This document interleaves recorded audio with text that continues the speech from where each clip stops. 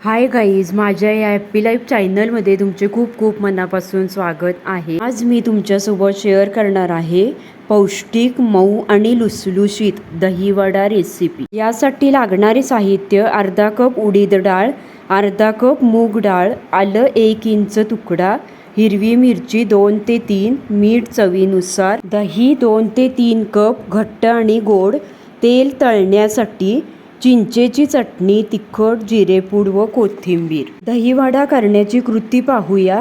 उडीद डाळ आणि मूग डाळ 4 ते 5 तास भिजवून घ्या।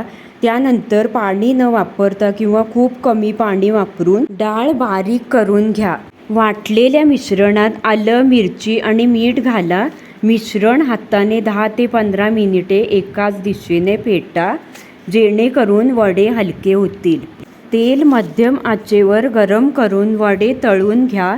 तळलेले वडे 5 ते 10 मिनिटे कोमट पाण्यात भिजवा, नंतर हळू दाबून जास्तीचे पाणी काढून टाका। वडे दह्यात बुडवून त्यावर गोड चटणी, लाल तिखट, भाजलेल्या जिऱ्याची पूड आणि काळे मीठ टाकून सर्व करा। वडे मऊ होण्यासाठी मिश्रणात पिठी साखर किंवा ओला नारळ घालू शकता। माझी ही थंडगार रेसिपी आवडली असेल तर नक्की ट्राय करून पहा आणि माझा हा व्हिडिओ आवडला असेल तर लाईक आणि शेअर करा आणि माझ्या या चॅनलवर नवीन असाल तर चॅनलला सबस्क्राईब करा।